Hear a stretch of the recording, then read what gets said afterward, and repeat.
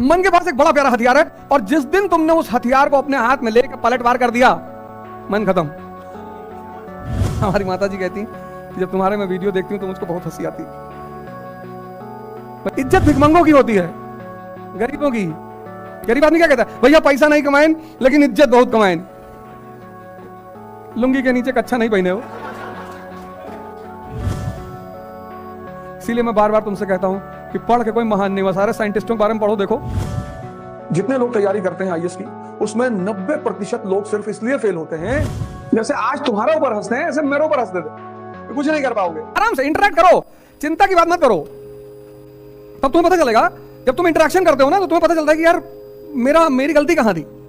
मेहनत करने से कुछ नहीं होता। कभी रिक्शे वाले को जाके देखो, हाँ, उसको जो फायदा होता है रिक्शे वाले को, उसको एहसास नहीं होता कि मुझे फायदा क्या हो रहा है। अभी मैं कंपनी गार्डन में टहल रहा था और 12 बजे से टहल रहा था। एक लड़का है मेरे पास, कहा कि मैं क्या सोच रहा था कि बताओ इतनी धूप में 4 लोग टहल रहे हैं, और कल खाना खूब खा लिया, मिठाई खा लिया करीब 1.5 किलो। मिठाई नहीं छूट सकती, मिठाई ही खानी है जीवन में। और मीठा खाने का एक नियम है, 1 किलो मिठाई मतलब 10 किलोमीटर की दौड़। और कल दौड़े ही नहीं तो वो सारा मीठा जो कन्वर्ट ही नहीं हो पाया। तो आज चला है 12 बजे कंपनी गार्डन, तो हमें 2 सीन पैरेलल चल रही थी। एक सीन क्या थी, एक लड़का था 13-14 साल का, खुदाई कर रहा था फावड़ा लेकर, और पसीना बह रहा था उसके ठीक सामने एक जोड़ा बैठा हुआ था उसी उम्र का। आमने सामने सीन थी। गेट नंबर 3 जाओगे तो देखो कि वहां खुदाई चल रही है। गेट नंबर 3 के पास कुछ नाला वाला बना रहे हैं, कुछ बना रहे होंगे, कुछ बना रहे हैं शायद, हाँ। और वो गंगानाथ परिसर के पास उधर आज मैंने देखा बड़े लड़के उधर पढ़ रहे थे बेचारे, वो सब फोल्डिंग वाला ला के पढ़ भी रहे थे कई सारे लोग। तो 2 सीन पैरेलल थी। एक वो लड़का 13-14 साल का फावड़ा लेके चला रहा था और पसीना बह रहा था। मैंने कहा देखो ये शक्ति अर्जित कर रहा है, और ये शक्ति का व्यय कर रहा है। जो व्यय कर रहा है उसे मजा आ रहा है, और जो अर्जित कर रहा है वो दुखी है। जबकि खुशी किसको होना चाहिए, जो अर्जित कर रहा है।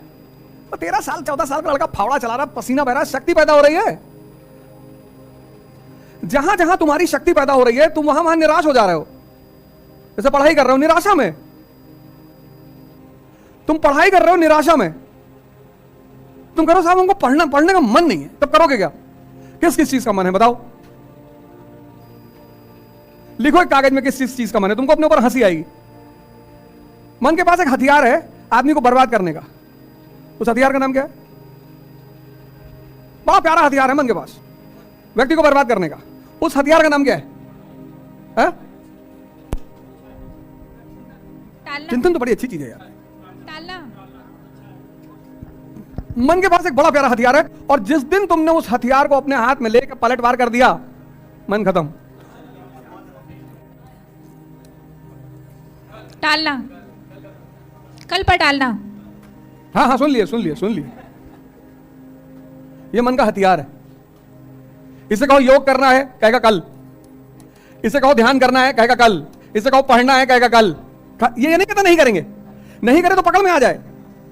तुम इसकी देखो शातिर बना, ये कहता ही नहीं कि नहीं करना है, कहता करेंगे कल, और कल आता नहीं। जिस कल का तुम इंतजार कर रहे थे वो आज है। तो दुनिया में सबसे बड़ा स्कैम है कल। इसे कहो पार्टी करना है आज, शादी अभी। कुछ चीजों के लिए तुरंत तैयार है, तुरंत, बस अभी करा दो भैया। अगर तुमने इस चीज को रिवर्स कर दिया कि आज पढ़ेंगे कल पार्टी करेंगे, जैसे ये तुमको कल पे टलवाता है ना, तो जिन चीजों को ये तुमको कल पे टाल रहा है, तुम उससे कहो कि नहीं आज पढ़ ले 4 घंटा, और इसको तुम छोटे छोटे टारगेट दिया करो। इसकी एक और दूसरी कमी ना बन, ये बड़ा टारगेट बनाता है। कहता कल जो है सुबह 8 बजे से 12 तो कम है, कहेगा सुबह 8 बजे से 7-8 बजे रात तक तो खींच देंगे, पढ़ेंगे नहीं, खींच देंगे। और इतना तुम्हें अंदर से उत्साहित रखेगा कि कल सब तुम्हारा खत्म करवा देगा। और जो सुबह 8 बजे का कहेगा बारिश हो रही, गेहूं फसल खराब हो गई, किसान बेचारे परेशान हैं। तुम्हारा भोजन बहुत संतुलित होना चाहिए, भोजन पर बड़ी निगाह रखनी चाहिए, धर्म का पालन करना चाहिए। हमारी माता जी कहती कि जब तुम्हारे मैं वीडियो देखती हूं तो मुझको बहुत हंसी आती है। बचपन से देखा है ना, लेकिन आज वो चीजें इतना काम आ रही हैं, इतनी कोई डरा नहीं पा रहा है। इतना इतना कांड कर भाई, टीचर डॉक्टर वकील, इन तीनों में से तीनों का क्या बिगाड़ दो? मानसिक संतुलन खत्म। मैं भैया परसों शाम को बैठा था, एक साहब का फोन आया, अरे बोले गजब हो गया। मैंने कहा वर्ल्ड वॉर शुरू कर रहे हैं, हमेशा मजाक के मूड में रहते हो। अरे मैंने कहा क्या हुआ? अरे बोले तुम्हारा फेसबुक पेज है। मैंने कहा मेरा तो 10-20 हजार है। एक पेज पे गंदी गंदी तस्वीरें लगी हैं। गंदी गंदी तस्वीरें? मैं सोचा गोबर ओबर का तस्वीर डाल दिए होंगे साले, वही गंदी हुआ। मैंने कहा लिंक भेजो, लिंक भेजा तो देखा नग्न तस्वीरें थी उसमें। मैंने कहा तुम गलत बोले, नग्न तस्वीरें हैं। अरे गंदी नहीं है? मार देंगे मुक्का के, मारो धप बड़ा हाहाकार मचा। अरे कितनी बेइज्जती हो रही। मैं कौन सा मुगल फैमिली से हूं कि मेरी इज्जत है? इज्जत भिखमंगों की होती है, गरीबों की। गरीब आदमी क्या कहता है? भैया पैसा नहीं कमाएं लेकिन इज्जत बहुत कमाएं। लुंगी के नीचे कच्छा नहीं पहने हो। कभी जिंदगी में फालतू चीजों के चक्कर में मत पड़ना। अगर तुम जीवन में फालतू की चीजों के चक्कर में पड़े तो तुम गए, तुमको समाज उलझा देगा, तुमको समाज उलझा देगा। मेरी शादी थी यहीं इलाहाबाद में हुई, ससुराल में यही है, इसीलिए यहां टिके रहने का बताया। पर मैं जाता नहीं कभी। और जब मैं जिस दिन 1 मई को शादी हुई थी, आ रही 1 मई, मैं यहां पहुंचा, दाढ़ी वाली, टी शर्ट पहने, जीन्स पहने और वो शूज। तुम्हारे एक सीनियर थे, कहीं भैया तुम्हारी शादी है आज। हमने कहा तो? अरे बोले दाढ़ी वाली तो बढ़वा लो यार। अरे मैंने कहा सर कैसी बातें कर रहे हो, दाढ़ी से शादी होगी? तो यही एक दुकान है आगे, जो खादी आश्रम वाली लाइन नहीं है, सिविल लाइंस में उस तरफ मेन मार्केट जो है, सुभाष चौराहा वाली, वहीं पे एक आरिफ भाई दुकान है। तो वो बेचारे उनको बुलाए, कहे पागल वागल हो, बेइज्जती हो जाएगी। कोई बेइज्जती नहीं होगी, मिडिल क्लास की कोई बेइज्जती नहीं होती, तुम चिंता मत किया करो। ये जो शाही वर्ग है ना, ये हम लोग को 2-3 बातों पे डराता है। कहता तुम्हारी इज्जत चली जाएगी, गई है ही नहीं। ये तुमको इन सब चीजों से बांध लेगा, डराएगा तुमको, जेल चले जाओगे। हाँ तो इतने राजनेता जेल गए, किसी की इज्जत गई? मनीष सिसोदिया अंदर, राहुल गांधी जी जाने की तैयारी कर रहे हैं, कह रहे जमानत नहीं ले रहे हैं, जमानत ही नहीं ले रहे हैं। पार्टी परेशान है कि भैया जमानत तो ले, हाई कोर्ट में अपील करो, अपील ही नहीं करेंगे। चुनाव आ गया, वो राहुल जी जेल चले आएंगे, उनकी बहन घूमेगी देश भर में, मेरे भाई को बंद कर दिया। लालू जी इतने दिन अंदर रहे, और हमारे श्रद्धेय भगवान कृष्ण पैदे भाई हुए। ये सब टेंशन मत दिया करो फालतू का। देखो हमारे गांव में, हमारे घरों में, कभी कभी हमारे परिवारों में तुम देखो पैसा नहीं है, लेकिन इस फालतू की चीज के लिए लोग ब्याज पे पैसा लेके काम करते हैं। सबने देखा होगा, कोई ऐसा थोड़ी मैंने देखा है, सबने देखा होगा। हाँ बिटिया बड़ी वाली जब हुई तो माता जी ने कहा मुंडन करना पड़ेगा, करवा लो, कम से कम 500 आदमी खाने आएंगे। मैंने कहा गांव लूटने जाना है, 500 आदमी खाने, 2-4 लोगों को खिला दो। अरे भैया जवार के लोग, अबे भाड़ में गए जवार के लोग, यहाँ पैसा नहीं है, गोली खरीदने का पैसा नहीं, तुम जो है 500 लोग खड़ा कर दो, डाका डालने, फिर तुम बदतमीजी वाली बातें कर रहे हो। अरे तो कहां से दें तुमको पैसा? मैंने कहा फालतू की कोई नाटकबाजी घर में नहीं होगी, मुंडन कराइए और 2-4-5 लोग जो है उनको भोजन कराइए और खत्म। सब फालतू की चीजों के चक्कर में कभी मत पड़ना, नहीं तो ये चीजें तुम्हारे दिमाग में कभी नहीं बैठेंगी। भारतीय दर्शन ने मुझे देखना सिखाया और पाश्चात्य दर्शन ने मुझे सोचना सिखाया। इसलिए भारत में फिलॉसफी एक बड़ा प्यारा सब्जेक्ट है। और भारत में शब्द क्या है? दर्शन। दर्शन मतलब देखना। तुम्हारे पिता ने जब तुम इतने बड़े थे, तुम्हारा पेशाब साफ किया, तुम्हारी पॉटी साफ की, तुमको अपने हाथ से खाना खिलाया, तुमको अपने कंधे बिठा घुमाया। अब हो सकता है तुम्हारी विचारधारा उनसे ना मिलती हो सकता है, चलो ठीक है, अभी नहीं मिल रही है, लेकिन उस पुराने जो कर्ज का ब्याज चल रहा है उसको भूल जाओगे? अगर 6 साल की उम्र में तुमको चाय की दुकान पे भेज दिया होता तो खत्म हो गए होते।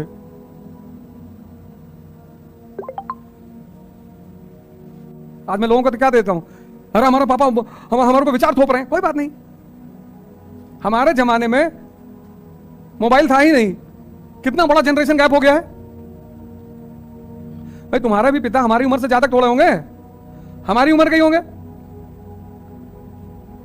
और हम पहली बार जो मोबाइल खरीदे 5110, वो 50 किलो का मोबाइल लिया था, इतना बड़ा मोबाइल था 5110 नोकिया का, वो मारने में ज्यादा काम आता था, मार दी किसी का सर फट गया। ये तो तुम्हारे हाथ में स्मार्टफोन है, तो कितना बड़ा जनरेशन गैप हो गया है। इसलिए जिसको दिखाई नहीं पड़ता ना उसको समझाया नहीं जा सकता। भारत ने एक बहुत अच्छी बात कही कि जो दिखाई पड़े वो ज्ञान, पढ़ना मतलब कुछ नहीं। इसलिए पश्चिम में आज तक बुद्ध नहीं पैदा हुए, पश्चिम में विचारक पैदा हुए, विटगनस्टाइन, डिकार्ट्स, स्पिनोजा, लाइबनीज, कांट, इमैनुअल। पर आज तक पश्चिम में संत पैदा नहीं हुए। और पश्चिम में फिलॉसफी का मतलब है लव फॉर नॉलेज, ज्ञान के प्रति प्रेम। और भारत में दर्शन का मतलब है जो देखा गया। इसीलिए मैं बार बार तुमसे कहता हूं कि पढ़ के कोई महान नहीं हुआ। सारे साइंटिस्टों के बारे में पढ़ो, देखो मैडम क्यूरी, आइंस्टीन, इनको कहीं से विचार ही तो आया। किसी किताब में थोड़ी। एडिसन की कहानी पढ़ो, जिसने इलेक्ट्रिसिटी वाला जो साइंटिस्ट है, उसके टीचर ने क्या कहा उसकी मां से कि मंद बुद्धि है तुम्हारा लड़का ये। उसकी मां ने वो लेटर कभी एडिसन को दिखाया ही नहीं। एडिसन के प्रिंसिपल ने लेटर लिखा कि तुम्हारा बच्चा ये स्पेशल चाइल्ड है, मंद बुद्धि है, इसको ले जाओ, ये नहीं कुछ कर पाएगा।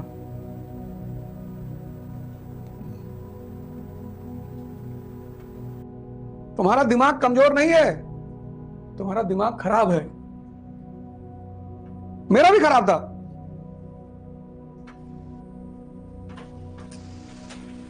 तुम्हारा दिमाग कमजोर नहीं है। हमको भी लोग कहते थे कुछ नहीं कर पाओगे, आइए उसकी तैयार है, हंसते थे लोग मेरे ऊपर।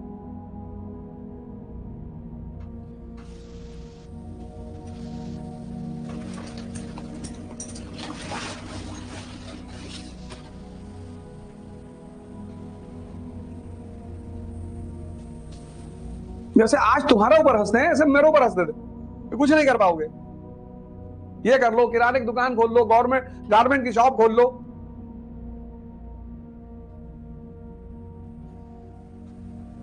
पर मुझे आशा की किरण मिली भारत के संतों में।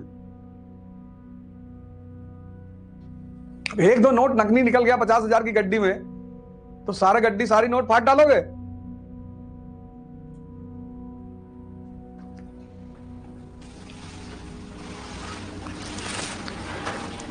और पांचवा, जब आप कभी कभी फंसे होते हो और इमीडिएट सॉल्यूशन निकालने की कोशिश करते हो, यह इमीडिएट सॉल्यूशन निकालने का दुष्परिणाम, शॉर्टकट निकालने की कोशिश करते हो, जल्दी भागने की कोशिश करते हो। जितने लोग तैयारी करते हैं आईएएस की, उसमें 90% लोग सिर्फ इसलिए फेल होते हैं क्योंकि वो जल्दी में है। आईएएस की तैयारी 2 साल की तैयारी है, 1 साल की सिर्फ कोचिंग है।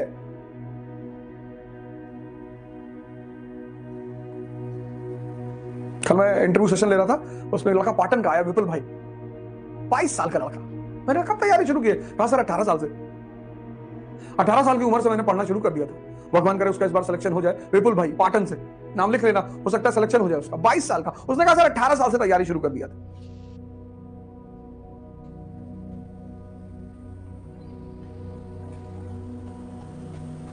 ये तैयारी 1 साल की नहीं है। 1 साल, एक तो ह्यूमैनिटीज इस देश में कोई पढ़ता नहीं, और ऊपर इस तरह से तो बिल्कुल नहीं पढ़ता।